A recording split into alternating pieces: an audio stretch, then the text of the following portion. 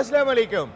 Naseem Rajput BTV के तमाम नाजरीन से एक्सपो से एक्सपोजर में एक्सपो सेंटर कराची से मुखातिब है। आज यहाँ हमारे मुल्क का इंतहाई अहम इवेंट प्रिंट पार्क 2022 शुरू हो गया और 1990 में शुरू होने वाला ये इवेंट प्रिंटिंग और पैकेजिंग इंडस्ट्री के हवाले से अपनी एक नुमाया शनाख्त रखता है, जिसमें मुल्क भर के एग्जिबिटर्स आके पार्टिसिपेट करते हैं। हमारी मुल्क की बड़ी कंपनियां जिनका प्रिंटिंग या पैकेजिंग से ताल्लुक़ है वो तमाम की तमाम यहाँ मौजूद होती हैं। इसीलिए प्रिंट पार्क को an in print of Pakistan printing and packaging industry करार दिया जाता है। इसका इनेकाद पैपगई करती है। पैपगई एक ऐसी एसोसिएशन है जिसने अपने अम्ब्रेला के अंडर में तकरीबन पाकिस्तान के तमाम ही प्रिंटिंग और पैकेजिंग से वाबस्ता जितने भी बिजनेसमैन हैं, कंपनीज हैं, उन सबको अपने एक अम्ब्रेला में लिया हुआ है। और फिर जब यहाँ वो एक्सपो में आते हैं तो फिर बिजनेस टू बिजनेस और बहुत सारी चीज़ें जहाँ लर्न करने का मौका मिलता है, वहीं मईशत को पाकिस्तान की बहुत ज़्यादा फ़ायदा होता है, क्योंकि इंटरनेशनल एग्जिबिटर्स भी यहाँ एक्शन में दिखाई देते हैं, वो लोग भी यहाँ पर पार्टिसिपेट करते हैं।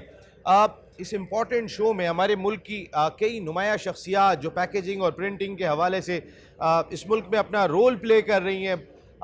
लाखों लोगों को रोज़गार जो है वो इस इंडस्ट्री के थ्रू मुहैया होता है और ये लोग जो हैं वो इस सिलसिले में अपना किरदार अदा कर रहे हैं। सबसे पहले मेरे साथ मौजूद हैं डॉक्टर मिनाजुद्दीन साहब, जो फॉर्मर चेयरमैन भी हैं पैपगई के। इसके अलावा टाइम्स प्रेस लिमिटेड के सीईओ डायरेक्टर हैं। Thank you very much Minaj sahab, आपका बहुत बहुत शुक्रिया।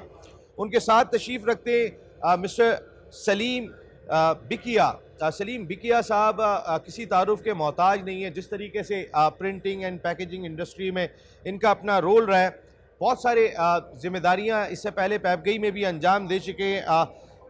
इस वक्त IBM के सीईओ हैं, जो पेपर्स इंपोर्ट करते हैं। पाकिस्तान में पेपर जो इंपोर्ट किया जाता है उसमें एक नुमाया नाम है सलीम साहब का।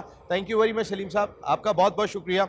उनके साथ तशरीफ़ रखते हैं मिस्टर आमिर ज़फ़र साहब, इस वक्त पैपगई के सीनियर वाइस चेयरमैन हैं। इसके साथ साथ शानजा प्रिंटिंग प्रेस के जो है वो रूहें रवां हैं। Thank you very much Aamir Zafar साहब, आपका भी बहुत बहुत शुक्रिया।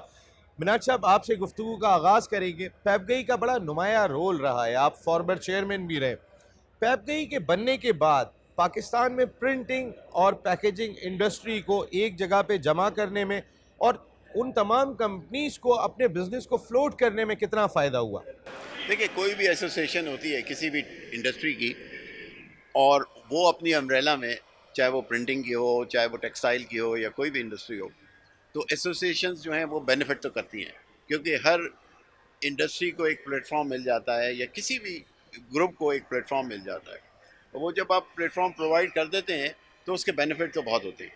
और इस सिलसिले में मैं ये समझता हूँ कि हमारी एक एक्टिव एसोसिएशन है, और हमारी कोशिश ये होती है कि किसी न किसी तरीके से पाकिस्तान में जो प्रिंटर्स के मसाइल हैं, और जो प्रिंटिंग इंडस्ट्री इस वक्त रॉ मटेरियल के सिलसिले में जो मुश्किलात से दो मसाइल, चार है। हाँ, तो उसको हम एड्रेस करें। और इस सिलसिले में हमने बहुत सारे इक़दाम किए हैं, उस पर हम बात करेंगे। बिल्कुल। सर, यही आपसे भी सवाल है मेरा सलीम साहब। पैपगई के आने के बाद ये जो एक बिज़नेस टू बिज़नेस मॉडल बन गया, आप सब लोग एक अम्ब्रेला में जमा हो जाते हैं और पैपगई बनाने वाले आप खुद बैठे हुए। मैं ये जानना चाहता हूँ, जो नए एग्जिबिटर्स आ रहे होते हैं उनको क्या चार्म दिखाई देता है अंडर दी अम्ब्रेला ऑफ पैपगई एंड प्रिंट पार्क? ये आपका सवाल बहुत ही मायने खेज भी और बहुत अच्छा भी है। हम यूं उसको लेंगे कि जब पैपगाई नहीं थी तो क्या था। तो जब पैपगाई नहीं थी तो कोई ऐसा प्लेटफॉर्म था ही नहीं जो हमारी गवर्नमेंट को ये बता सके या दुनिया को ये बता सके कि हमारे यहाँ प्रिंटिंग इंडस्ट्री कितनी आगे बढ़ चुकी है, और गवर्नमेंट को ये बता सके कि इस प्रिंटिंग इंडस्ट्री के लिए कागज़ कौन सा चाहिए। तो ये पैपगाई ही है जिसने ये प्लेटफॉर्म दिया, और तमाम उन लोगों के लिए प्लेटफॉर्म है, चाहे वो लोकल मैन्युफैक्चरर्स हों या इम्पोर्टर्स हों। बाहर के फॉरेनर जैसे हमारे इस वक्त इंडोनेशिया के लोग भी आए हुए हैं, उन लोगों के लिए भी यही प्लेटफॉर्म है। और इसके अलावा इतनी बड़ी इंडस्ट्री जो टेक्सटाइल के बाद दूसरे बड़े एम्प्लॉय देने वाली इंडस्ट्री, उसके लिए ये वाहिद प्लेटफॉर्म है और जो अपनी पूरी ताकत के साथ सबको जगह भी दे रही है और सबको ये बताने का और लोगों के अंदर अवेयरनेस लाने का इससे अच्छा प्लेटफॉर्म और कोई नहीं है। सर, टेक्सटाइल के बाद सबसे बड़ी इंडस्ट्री है। मेरा खुद भी एम्प्लॉयज़ के हवाले से, क्योंकि मेरा खुद भी ताल्लुक़ रहा, आप पेपर इंपोर्ट करते हैं, मैं कोई 16 साल जंग ग्रुप से वाबस्ता रहा। जंग के अब हम पेपर का साइज़ ही देख लें, उन्होंने साइज़ भी कम कर दिया, वो पतला कर दिया, 8 सफ़े का अखबार हो गया। तो ये तमाम की तमाम एक्सरसाइज तो मेरी अपनी आंखों से देखी हुई है। तो इंडस्ट्री है कहाँ पे एग्जैक्टली कि पेपर इतना महंगा हो गया कि जंग ग्रुप जैसे भी जो है वो उन्हें भी ज़रा सोचना पड़ रहा है। मैं आपको इस सवाल पे ज़रूर मुबारकबाद दूंगा कि आपने एक ऐसा अच्छा सवाल किया है कि क्यों न्यूज़ प्रिंट पेपर इंपोर्ट होता है, उस पर ड्यूटी नहीं है, ना टैक्स है। तो इसका मतलब ये हुआ कि वो पावरफुल लॉबी है, तो इसलिए उनके ऊपर ड्यूटी टैक्सेस नहीं है। दूसरी बात, क्योंकि पावरफुल लॉबी के साथ उनका मुकाबला है, तो लोकल कोई भी एक इंडस्ट्री भी न्यूज़ प्रिंट नहीं बनाती। ये सबसे बड़ा एक सोचने वाला सवाल है। जबकि न्यूज़ प्रिंट पेपर का रॉ मटेरियल मेरे मुल्क में बहुत है, जिसको हम कहते हैं बगास, एग्रीकल्चर पल्प, उससे भरा हुआ हमारा मुल्क। वो यहाँ पर नहीं बनता क्योंकि लोकल मैन्युफैक्चरर्स को टैक्सेस का बेनिफिट नहीं मिलता। मेरा एक सवाल और है इसी सवाल से कि 12 साल का बच्चा अखबार पढ़ता है जिसके ऊपर टैक्स नहीं है अखबार पे। 4 साल के बच्चे के ऊपर जो कागज आता है उस पर आपने टैक्स डाला हुआ है। तो 4 साल का बच्चा जब बड़ा होगा तो पढ़ेगा ना। तो जब उसको कॉपी किताबों पे टैक्स ही इतना होगा तो पढ़ेगा कैसे वो। और कागज के ऊपर आपने सेल टैक्स डाला हुआ है, न्यूज प्रिंट पे सेल टैक्स नहीं है। तो बच्चे की किताबों पे सेल टैक्स नहीं होना चाहिए अगर आपने तालीम देनी है। अखबार तो दूसरे हिस्सा है उसका। तो मैं यूं कहूंगा कि आपके चैनल के तवज्जो से कहूंगा कि गवर्नमेंट को चाहिए कि जैसे न्यूज प्रिंट के ऊपर टैक्सेस खत्म किए गए हैं, ऐसे तमाम तालीमी कागज के ऊपर टैक्स खत्म कर दें। ये मेरी गारंटी है, हमारी पेपगाई की गारंटी है, all Pakistan paper merchant association की गारंटी है कि हम आपको 4 से 6 बिलियन डॉलर का एक्सपोर्ट करके दिखाएंगे कागज, और प्रिंटिंग बुक हम एक्सपोर्ट करके दिखाएंगे। तो ये तो ऐसे सवाल तो मैंने कभी किसी चैनल पे नहीं देखे जो टची सवाल हैं सर, और मैंने जिसका जवाब देने में मुझे बड़ा मजा आया। मैं तो वो चीज़ की कि जो मैंने अपनी आंखों से देखी। तो आपका तो ये काम है सर। आपने पेगास की बात की और हमारे पास रॉ मटेरियल मौजूद है इस मुल्क में, फिर हमें प्रॉब्लम क्या आ रही है? आप सेल्स टैक्स की नौयत है क्या आखिर ऐसी सरकार ने रखी हुई है कि हम उसको बना नहीं सकते? आप जैसे माशाल्लाह लोग बैठे हुए हैं। देखिए, इसका मैं अभी एक जवाब दे रहा था हमारे वाइस चेयरमैन साहब को भी कि अगर आप चाइना को देखें ना, तो 82 या 85 की दिहाई में सबसे गंदी प्रोडक्ट चाइना बनाता था, चाहे पेपर हो या और कोई हो। क्या ऐसी वजह है जो चाइना दुनिया की सबसे अच्छी प्रोडक्ट बनाने लगा? चाइना गवर्नमेंट ने सारी सब्सिडीज खत्म कर दी, मुकाबले की फजा पैदा की, दुनिया वहां पर इंडस्ट्री लेकर आई मुकाबले के साथ। जब तक मेरे मुल्क में आप मुकाबले की फजा नहीं देंगे, चाहे वो इम्पोर्टर्स हों, चाहे वो लोकल मैन्युफैक्चरर्स हों, प्रिंटर्स गवर्नमेंट के हों या लोकल प्रिंटर्स हों, उनको हम जब तक मुकाबले की फजा नहीं देंगे, ना हमारे अच्छा कागज बनेगा, ना अच्छा रॉ मटेरियल आएगा। एक्चुअली ये बगास जो है हमारी एक दूसरी बहुत बड़ी प्रोडक्ट है पाकिस्तान की, जिसको हम कहते हैं लाइव स्टॉक। अच्छा, बहुत बड़ी प्रोडक्ट है। ये और वो लाइव प्रिंटिंग की स्टॉक दुनिया का में लाइव स्टॉक कहलाती है ये। लाइव स्टॉक को जो हम एक्सपोर्ट करते हैं, चाहे गाय का गोश्त हो या बकरे का गोश्त हो, ये उनका चारा हुआ करता था जो 40 रुपए मन मिलता था। आज पेपर मिल वालों ने उसका चारा ले लिया है अपने पास, और लाइव स्टॉक वालों को अब 800 रुपये मन मिलता है। वो तो 40 रुपये मन की चीज़ 800 रुपये मन मिलती है, जिससे हमारी एक प्रोडक्ट जिसको हम लाइव स्टॉक कहते हैं वो हमारी महंगी हो गई। दूसरा इससे हो गया कि जो ये बगास से जब बनाते हैं तो इसमें एक लेकर निकलता है जिसको हम कहते हैं रेड लिकर, और ये हमारे पानी में जाता है जिससे तमाम आबी हयात मर जाती है। हमारे एनवायरनमेंट का तो है ही नहीं सिस्टम। तो जब एनवायरनमेंट का सिस्टम नहीं है तो उसमें ये चीज़ें नहीं बननी चाहिए। तीसरा, आजकल आप लोगों ने देख लिया होगा हर नवंबर दिसंबर में जो पूरे पंजाब के अंदर स्पेशली लाहौर में स्मोक होती है, उसकी वजह भी यही होती है कि आपके पास इन्वायरमेंट कंट्रोल है ही नहीं। तो मैं तो गवर्नमेंट से यही कहूंगा आपके चैनल के उससे कि दुनिया में सबसे कम इस्तेमाल करने वाला जो पेपर इस्तेमाल करने वाला मुल्क है वो है पाकिस्तान। दुनिया में सबसे कम इस्तेमाल का पेपर जो है वो पाकिस्तान है, 8 किलो पे है। दुनिया में स्वीडन जो 335 किलो पे है एक साल में, एक हेड पर हेड पे।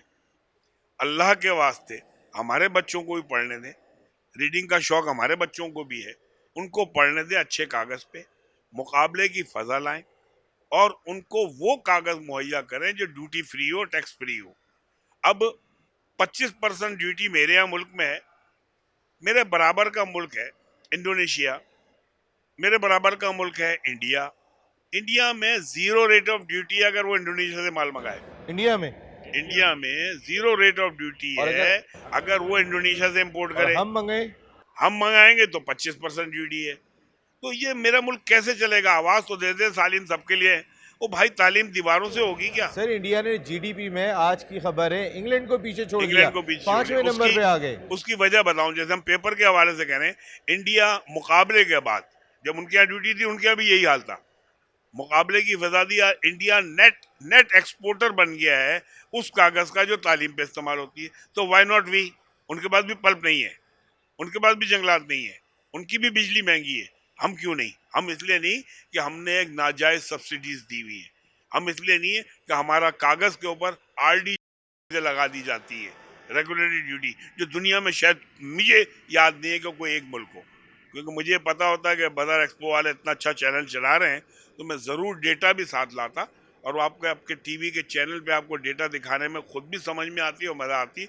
लेकिन इंशाल्लाह हम आपको प्रोवाइड करेंगे और आपके चैनल से फिर मैं गवर्नमेंट को रिक्वेस्ट करूँगा कि खुदारा हम आपको टैक्स से मना नहीं करते, लें, लेकिन उनसे टैक्स लें जिनसे लेना है। अगर आपने तालीम देनी है तो तालीम पे से सेल टैक्स हटा लें किताबों में से, और अगर तालीम बेचनी है तो ज़रूर उनसे सेल टैक्स लें। ये सोचना आपका काम है कि आपको तालीम बेचनी है या तालीम देनी है। सर ये आप बेहतर बता सकते हैं, वैसे आमिर ज़फ़र साहब की तालीम इस मुल्क में दी जा रही है या बिक रही है? अगर अच्छी तालीम की आप बात करते हैं, देखिए हम तो बिल्कुल स्ट्रेट फॉरवर्ड बात करते हैं।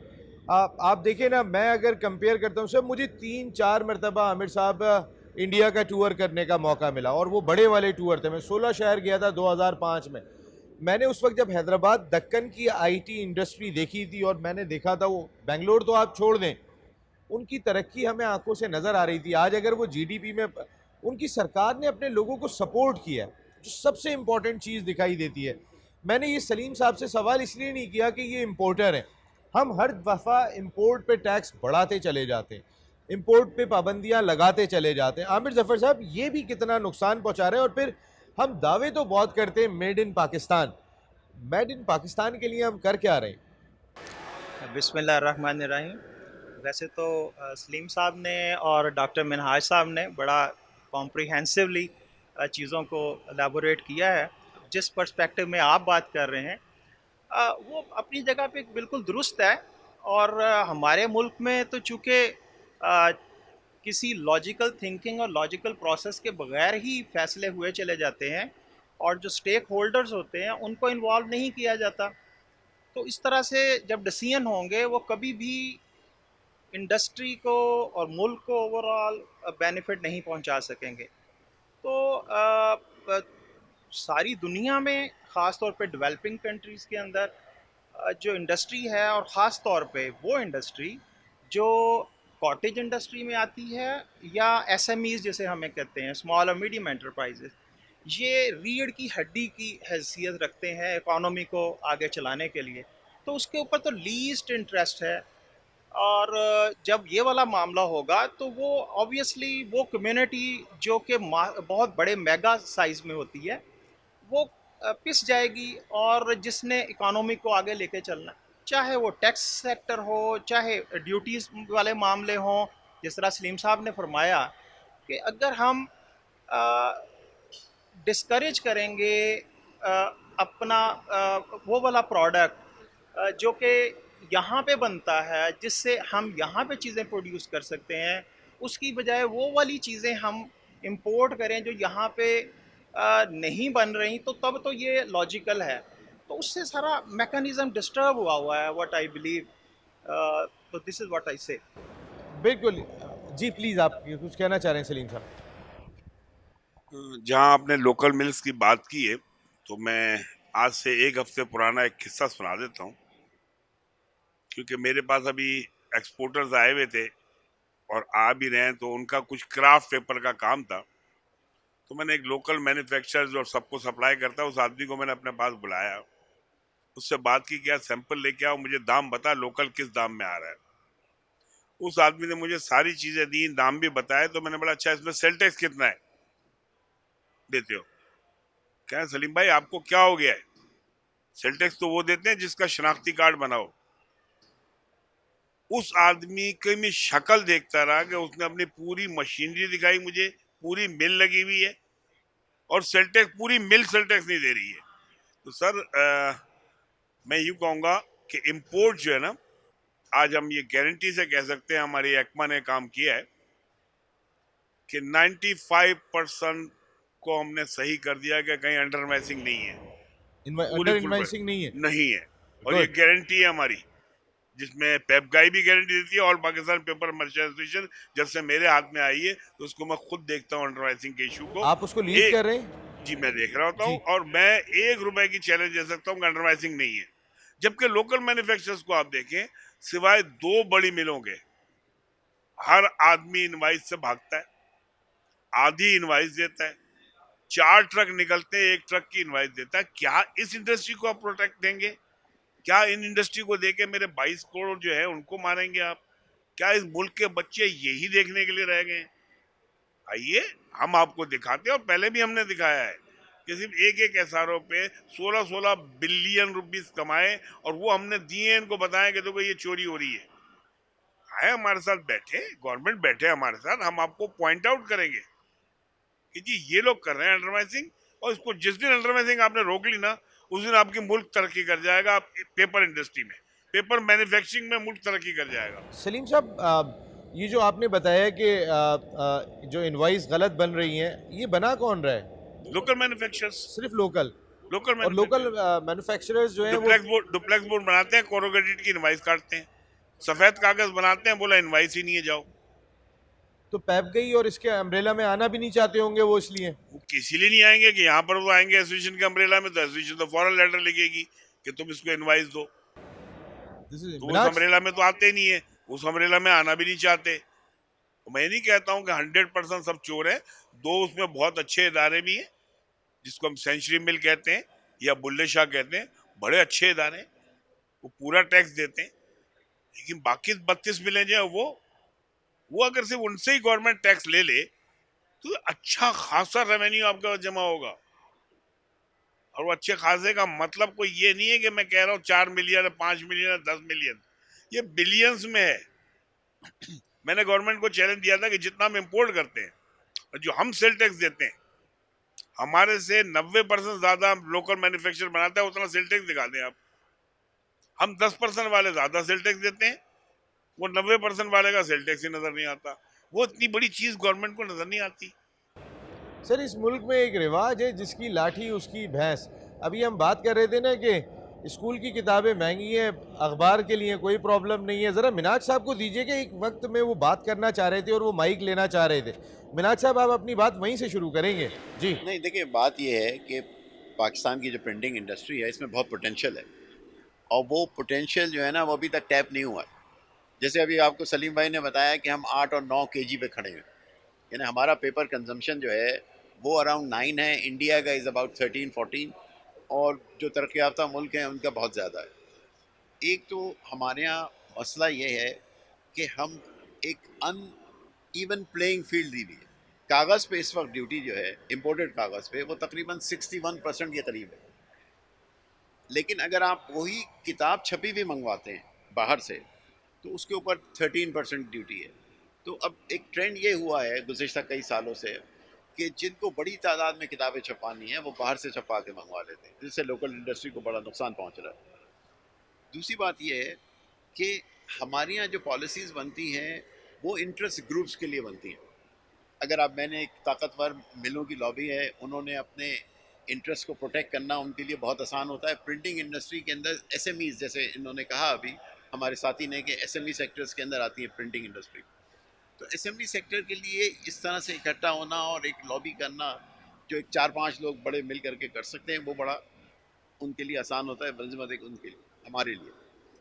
तो ये जो एक हमारे यहाँ एनोमली पॉलिसी के अंदर है, इसको एड्रेस करने के लिए हमने बहुत से फोरम पे बात की।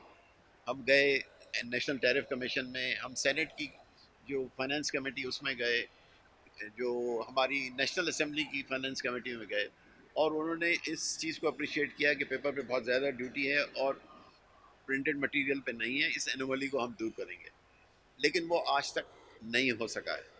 तो मैं ये समझता हूँ कि जब इस मुल्क में लॉबीज़ के लिए पॉलिसी नहीं बनेंगी और आवाम के लिए पॉलिसी बनेगी, तो फिर ये मुल्क तरक्की करेगा। इस वक्त सर दावे तो बहुत किए जाते हैं, जैसे आपने बात की कि लॉबीज़ के लिए पॉलिसीज़ अलग हैं, आवाम के लिए अलग हैं, और ये हम सारी दुनिया में तो नहीं है, दुनिया में तो बहुत तरीक़ेकार के साथ है। अगर ये नहीं होता तो बेल्जियम आज जो है वो, जैसे अभी सलीम साहब ने बताया 360 आपने बताया, हम में और उनमें इतना बड़ा फ़र्क दिखाई दे रहा है, ऐसा कभी भी नहीं होता। वो भी हमारी तरह ही खड़े होते, एक सच्चाई दिखाई देती है। मिनाज साहब, मेरे जहन में कुछ और भी सवालात आ रहे हैं कि अगर आप कभी एहतजाज नहीं करते, इतने आपके अम्ब्रेला में इतने लोग मौजूद हैं, कोई एक तो आप अगर टेक्सटाइल के बाद सबसे ज़्यादा रोज़गार दे रही है आपकी इंडस्ट्री, आपका एक बहुत बड़ा रोल है, आपके पीछे आज इमरान खान साहब अगर इतनी बात कर रहे हैं तो आवाम पीछे खड़ी हुई है, तो आपके पास तो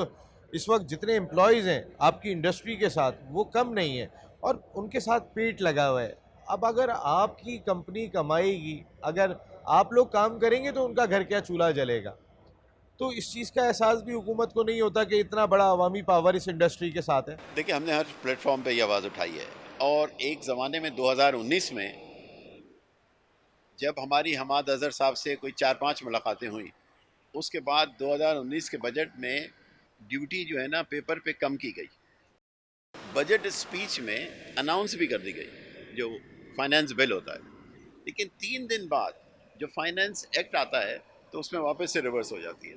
तो यहाँ ये जो मैं बता रहा हूँ ना, जो जो पावर है लॉबीज़ का, वो इतना स्ट्रॉन्ग है कि उसके लिए फिर एक दूसरी, मैं समझता हूँ कि वो एक रेवोल्यूशनरी चेंज लाने की ज़रूरत है, जो हमारे यहाँ आई थिंक अभी शायद we are not prepared for that. But मैं तो बहुत उम्मीद से हूँ कि एक ना एक दिन ये तब्दीली आएगी, and we are all very positive about it कि हमारी जद्दोजहद जारी रहनी चाहिए, और ये जो एक नाइंसाफ़ी है जो न सिर्फ हमारे साथ है, बहुत सारी और इंडस्ट्रीज़ के साथ है, वो ख़त्म होनी चाहिए। बिल्कुल सलीम साहब, ये जो सेल्स टैक्स का मामला है, आप अभी 25%, अब एक आपने एक एग्जांपल दी कि इंडोनेशिया से अगर इंडिया कागज़ मंगाता है तो 0% है, इंडोनेशिया से हम मंगाते हैं तो 25% है।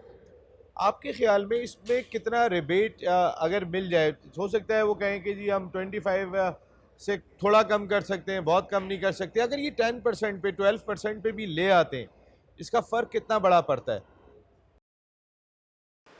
सर, पहले तो ये देखना होगा कि आज मेरे पास 27% जो ड्यूटी है वो सिर्फ ड्यूटी है या नहीं। तो सिर्फ ड्यूटी नहीं है, 27% मेरे पे ड्यूटी है। मैं अब सेल टैक्स और इनकम टैक्स के चैप्टर को अलग कर देता हूँ, ठीक है, कि लोकल के ऊपर भी सेल टैक्स है, चाहे वो दे रहे हैं नहीं दे रहे हैं अलग बात है, कानून में तो लिखा हुआ है ना, तो मैं उसको अलग कर देता हूँ। 27% ड्यूटी के बाद मुझ पे 10% RD है, वो हो गया 37%। और अगर मैं ब्राज़ील से माल मंगाऊं तो 39% मुझ पे डंपिंग ड्यूटी है, तो वहां से तो माल नहीं आएगा। चाइना से माल मंगाऊं तो 29% मुझ पे डंपिंग ड्यूटी है, जो पहले ड्यूटीज मैंने बता दी इसके अलावा। तो जिस जगह पे जो डॉक्टर साहब कह रहे हैं कि वहाँ लॉबी इतनी स्ट्रांग है कि 4 आदमी को आप बेनिफिट देना चाह रहे हैं, आपकी इतला के लिए सिर्फ कराची में तकरीबन 7,000 प्रिंटिंग प्रेस जो रजिस्टर्ड है। पूरे पाकिस्तान में अगर महदूद अंदाजे में बताऊं तो 21 से 22,000 प्रिंटिंग प्रेस हैं। आपको 22,000 प्रिंटिंग प्रेस को आप सिर्फ 10 से मल्टीप्लाई कर लें तो आपको पता चल जाएगा कितने लोगों का रोजगार है। अब आ जाइए कि लोकल मिल्स का कागज और कितने का। मैं आज के हिसाब से आपको बताऊं कि $800 में आपको कागज दुनिया में मिलता है, जिसमें $100 फ्रेट लगता है, तो आप उसको $700 गिनेंगे। आम फहम में समझाने के लिए कि 140 रुपए किलो में आपको माल ला के दे सकता हूं। यहाँ लोकल मिल वाले वो माल 300 रुपए का बेच रहे हैं मुझे, और उससे गंदा कागज। क्यों? उनको पता है कि इनके ऊपर आरडी, ड्यूटी, ये सब लगा के इनकी कॉस्ट 350 हो जाएगी, तो वो 300 रुपए में वो गंदा कागज बेच रहे हैं, जिससे बच्चा पढ़ने के बाद अगर फाउंटेन पेन से लिखेगा तो एक फुल स्टॉप के बाद लकीर खुद खींचेगी। तो बच्चे की कभी राइटिंग भी अच्छी नहीं हो सकती और ना आंखें अच्छी होंगी। वो इतना गंदा कागज है जिसपे कायदे बनते हैं, जिसपे किताबें हमारी छपती हैं लोकल मिल से। हर बच्चा 7 साल की उम्र में चश्मे वाला हो रहा है। क्या अभी हमने कभी सोचा है इसकी मतलब ये क्यों हो रहा है? क्या मुझे जापान, अमेरिका, यूरोप एक मुझे बुक दिखा दी है, रीडिंग बुक्स, जो ब्लू शेड पे हो? एक भी नहीं मिलेगी आपको। ये मेकअप करके ब्लू शेड इसलिए करते हैं कि इनकी गंदा कागज नजर ना आए, और जिससे हमारे बच्चों की आंखें खराब होती हैं, क्योंकि जब भी कोई चीज कलरफुल होगी वो रिफ्लेक्ट करेगी आइज को। जब रीडिंग्स करेंगे तो उनके बच्चों की आंखें चली जाती हैं। ऐसी बहुत सारी चीजें हैं जो मैं और डॉक्टर मिनाज 20 साल से हम कर रहे हैं। और लोगों ने हमसे पूछा भी कि जी आप तो कभी जीतते नहीं हो। मैंने कहा यही आपकी खुशफहमी, हम जीतते चले जा रहे हैं। हमारी टीम बड़ी हो रही है, सारा मीडिया हमारे साथ हो रहा है, लोगों को अवेयरनेस दे रहे हैं। अवेयरनेस ही हमारी जीत है, क्योंकि ना टैक्स मुझे देने में तकलीफ है, ना टैक्स अगर चोरी कर रहे हैं तो उनके लिए कर रहे हैं, हम नहीं करेंगे कभी भी। तो हमें तकलीफ नहीं है, हम इस मुल्क के लिए काम कर रहे हैं और इंशाल्लाह करते भी रहेंगे। आमिर जफ़र साहब, ये जो अभी बात की सलीम साहब ने, ये जो किताबें ऐसा पेपर यूज़ कर रहे हैं उन किताबों में कि जो बच्चों की आंखें, हम देखें बच्चों को, आपने बड़ी इंपॉर्टेंट बात कही। मैं एकदम घूम गया कि मैं अपने दौर की, हम लोग क्रिकेट भी खेलते थे, पढ़ाई भी करते थे, वो आंखें भी आज तक चल रही हैं। लेकिन अभी मेरी बहन के बच्चों को देखूं, छोटे छोटे बच्चे हैं और वो चश्मा लगाना पड़ रहा है उन्हें। अब वो रीज़न बताते हैं जी, वो मोबाइल बहुत ज़्यादा यूज़ कर रहे हैं। लेकिन ये एक नई चीज़ सलीम साहब ने मुझे बताई है, ये तो बहुत ही इंपॉर्टेंट है कि भाई आप तो किताब के मामले में भी आपको देखना पड़ेगा। फिर ये जो हमारे बोर्ड हैं, सेकेंडरी बोर्ड हो गए, इंटरमीडिएट बोर्ड हो गए, ये क्यों बनाते हैं किताबें? उन्हीं पेपर पे क्यों छापते हैं? या वो कॉपीज़ ऐसी क्यों बन रही हैं जो यूज़ हो रही हैं? सस्ती पड़ रही हैं सिर्फ इसलिए? यकीनन मेन फैक्टर तो यही होगा, और सस्ती भी at the end of the day महंगी ही पड़ रही हैं उन बच्चों के लिए। नॉन अवेलेबिलिटी के जो मसले थे, जो अदरवाइज़ करप्शन इन बोर्ड्स और इन लोगों की पिछले दिनों काफ़ी सारे KPK के अंदर भी इस तरह की बातें सामने आई, तो वो भी चीज़ें हैं। और लेकिन मैं तो समझता हूँ कि at the end of the day ये महंगा पड़ रहा है, पूरी कौम के बच्चों को महंगा पड़ रहा है, पूरे मुल्क को महंगा पड़ रहा है कि वो सब स्टैंडर्ड कागज़ लगा के किताबें छाप रहे हैं। और डेफिनेटली उसकी वियर एंड टीयर भी ज़्यादा होगी, वो जल्दी वियर ऑफ हो जाएंगी और वो फिर काबिल इस्तेमाल नहीं रहेंगी। तो ये यकीनन आप सही कह रहे हैं। आमिर साहब, आगे आने वाला वक्त देखिए, अभी आप लोगों ने इतने अरसे काम किया था, तो आप सरवाइव कर रहे हैं, चल रहे हैं और चला रहे हैं। आपका इतना वसी तजुर्बा है जिसकी वजह से आप वेज ढूंढ लेते हैं। कोई नया आदमी आता है इस इंडस्ट्री के अंदर, क्या वो सरवाइव कर सकता है इस मौजूदा सर्कमस्टांसेस में?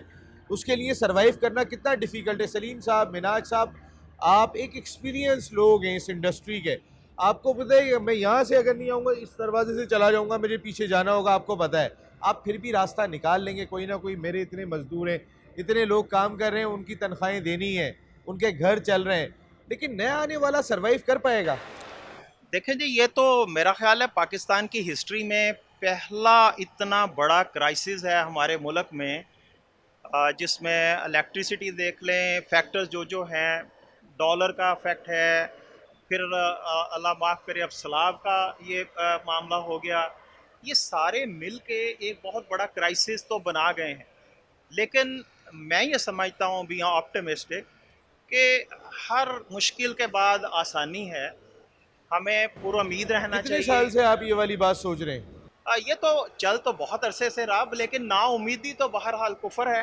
तो मैं तो यही कहूँगा कि हर क्राइसिस के अंदर एक अपॉर्चुनिटी होती है और हमें पॉजिटिव रहना है, हालात से लड़ना है, कशकोल नहीं उठाना जिसकी तरफ हम चले गए हैं। अनफॉर्चुनेटली पूरी दुनिया, अब ये पॉलिटिकल हो जाएगा शायद, लेकिन हाँ सर, बहुत अफसोस की जी, बात है। तो ये एक अनफॉर्चुनेट सूरत हाल है और हम इससे बड़े क्राइसिस से पहले बाहर निकले हैं और इंशाअल्लाह ख़ास तौर पे जो मैं अपनी इंडस्ट्री की बात करता हूँ, इसमें भी हम इसमें से निकलेंगे। जो सलीम साहब ने पॉइंट्स हाईलाइट किए हैं, सिर्फ उनको तवज्जो कर देने की ज़रूरत है, सिर्फ उनको एड्रेस कर देने की ज़रूरत है। बाकी हम खुद करने काबिल हैं, हम खुद आगे रास्ते बता देंगे, सिर्फ हमें थोड़ा सी सपोर्ट की ज़रूरत है। सर अब बातें तो बहुत हो रही हैं मिनाज साहब, अगर मैं देखता हूँ तो हम अपनी लोकल इंडस्ट्री को सपोर्ट करेंगे। सर मिनाज साहब को सर दीजिएगा, लोकल इंडस्ट्री को सपोर्ट कर रहे हैं, हमें अपने लोगों को पैरों पे खड़ा करना है,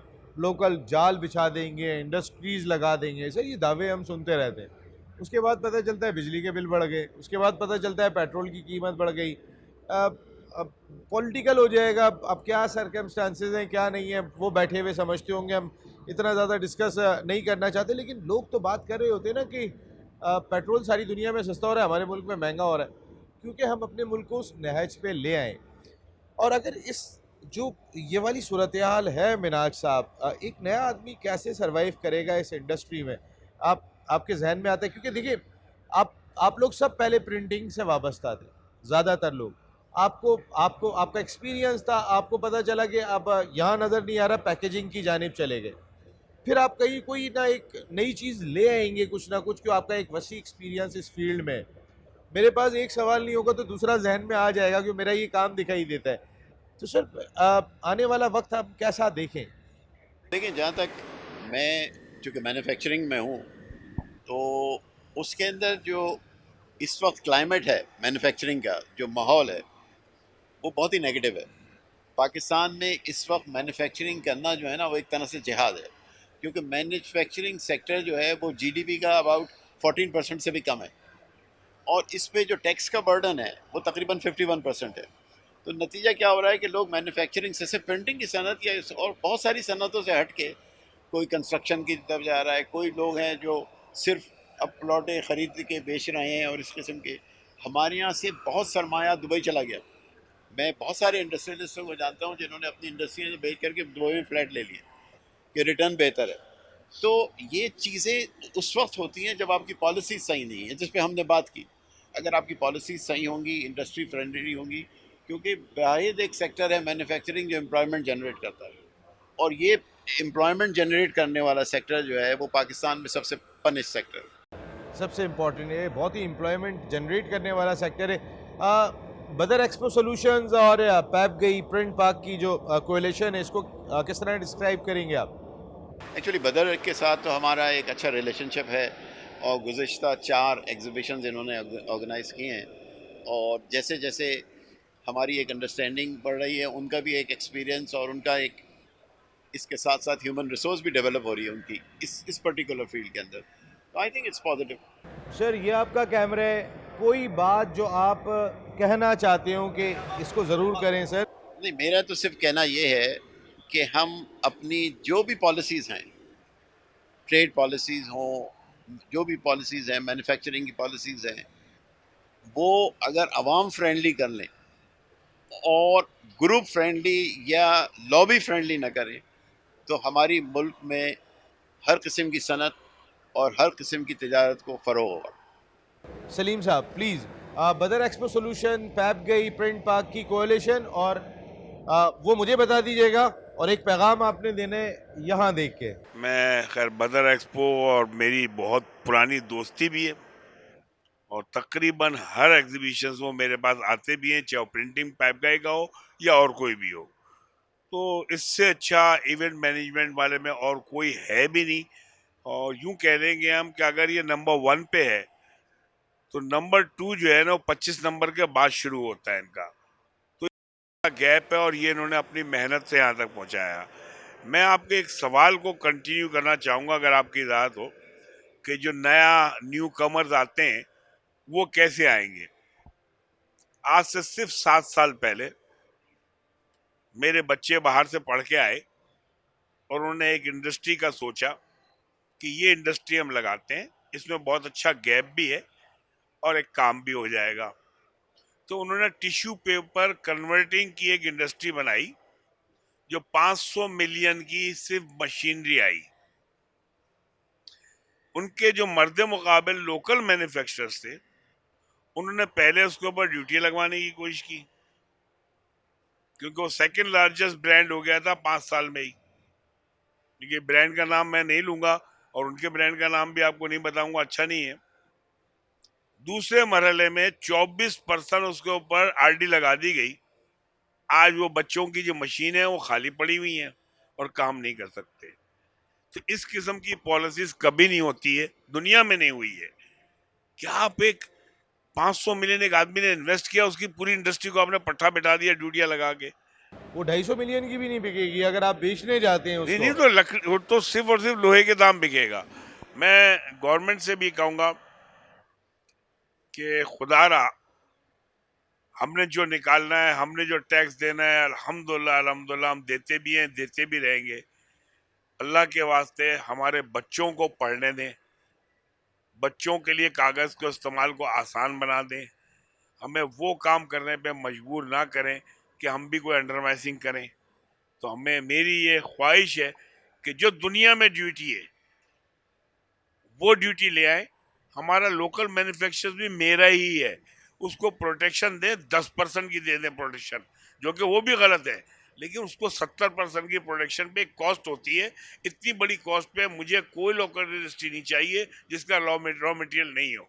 और 22 करोड़ के बच्चों के लिए इस चैनल से मैं कहूँगा, बहुत से चैनल्स पे हम गए हैं, लेकिन जितनी तफसील से यहाँ हमें टाइम मिला है, मैं इसका फ़ायदा उठाते हुए यही कहूँगा कि आए हमारे साथ बैठें, हम आपको बताते हैं कि इससे ज़्यादा आपको रेवेन्यू मिलेगा और मेरे बच्चे बहुत अच्छी किताबों पे पढ़ेंगे। Thank you. Thank you. Aamir Zafar साहब, यही एक कोएलिशन जो पैप गई, प्रिंट पार्क, बदर एक्सपो, और आपका पैगाम जी। बदर एक्सपो के हवाले से तो मैं चूँकि लाहौर से ताल्लुक़ रखता हूँ, तो वहाँ पे भी एग्ज़िबिशन हुई और आपका एक्सपीरियंस दिन ब दिन रिच होता गया और नए से नए टूल्स एंड इक्विपमेंट जो लेटेस्ट दुनिया में इस्तेमाल होते हैं, वो आप लोग उन गैजेट्स को, उन टेक्निक्स को, टूल्स को इस्तेमाल करते हैं, जिससे कि डेफिनेटली व्यूअरशिप भी बढ़ती है और डेफिनेटली हमारी जो एग्ज़िबिशन है उसको भी 4 चांद लगते हैं। तो मैं आपको मुबारकबाद पेश करता हूँ और आपका शुक्रिया अदा करता हूँ। और गवर्नमेंट के लिए तो मैं यही कहूँगा कि प्रिंटिंग और पैकेजिंग इंडस्ट्री ये हर घर के छोटे बच्चे से लेके तो बुज़ुर्ग तक के लिए ये इंतहाई अहम इंडस्ट्री है और खुदारा इसको मरने से बचा लें। इस वक्त पाकिस्तान के अंदर जो छोटा प्रिंटिंग प्रेस है वो मार्केट में बिकने के लिए आ गया हुआ, because of electricity, because of dollar, because of other tariffs and taxes. इस इंडस्ट्री को बचाने के लिए कोई ऐसी पॉलिसीज़ दी जाएं जिससे कि रनिंग कैपिटल बिल्कुल इस वक्त फ्रीज़ हो चुके हैं, ड्राई हो चुके हैं लोगों के, और उनको काम करने के लिए कुछ उनके लिए पॉलिसीज़ और कुछ उनके लिए इंसेंटिव्स दिए जाएं। मैं ये गवर्नमेंट से रिक्वेस्ट करूँगा। Thank you very much Aamir Zafar sahab, thank you very much Salim Bikiya sahab, and thank you very much Minajuddin sahab. Doctor साहब, बहुत बहुत शुक्रिया आप तमाम लोगों का। और ये तमाम वो स्टेक होल्डर्स हैं कि जो इस मुल्क में अगर रोज़गार देने की बात करें तो दूसरे नंबर पर आते हैं। ये इंडस्ट्री अगर प्रिंटिंग और पैकेजिंग की बात कर लेते हैं तो दूसरे नंबर पर दिखाई देती है। लेकिन पाकिस्तान में हम जहाँ चले जाते हैं, ये मैं अपने मुखातिब हूँ सर इस BTV के प्लेटफॉर्म से, ये बहुत इंपॉर्टेंट है। हम बात तो ये कर रहे हैं कि अपने लोगों को हमने फाइनेंशियली साउंड करना है, अपने लोगों को मुश्किलात से निकालना है। हम अमली इकदाम क्या कर रहे हैं? आप एक छोटी सी एग्जांपल मुझे इस गुफ्तगू में पता चली कि जिसकी लाठी उसकी भैंस, ये मिज़दाक हर जगह पे चलती आ रही है। अगर हम देखते हैं तो फिर न्यूज़पेपर ज़ाहिर अथॉरिटी का नाम है, उनके पेपर पे ड्यूटी नहीं है, और मेरा बच्चा जो स्कूल जा रहा है उस पे जो है वो एक बड़ी ड्यूटी दी जा रही है उस पेपर के ऊपर। वो बच्चा जब तालीम हासिल करेगा तो ही वो अखबार पढ़ने के काबिल होगा। हम उसको अगर यहीं रोकना शुरू कर देंगे, वो पढ़ेगा ही नहीं, तो फिर अखबार कौन पढ़ेगा? ये अरबाब इख्तियार से एक सवाल है। यहीं अगर तालीम रुक जाती है तो कौन जाएगा फिर अखबार पढ़ने के लिए? इनके जो मसाइल हैं वो बहुत सीरियस है। ये सिर्फ इनके मसाइल नहीं है, ये मेरे मसाइल हैं, ये यहाँ जितने लोग खड़े हुए दिखाई दे रहे हैं उनके मसाइल हैं। ये एक आम आदमी का मसला है। जितने लोगों को रोज़गार जा रहा है, खुदारा उस रोज़गार को बढ़ाने में मदद करें, ना कि उसको घटाने में आपका किरदार होना चाहिए। अगर आप बड़े हैं तो फिर आपको बड़ों की हैसियत से अपना किरदार अदा करना है।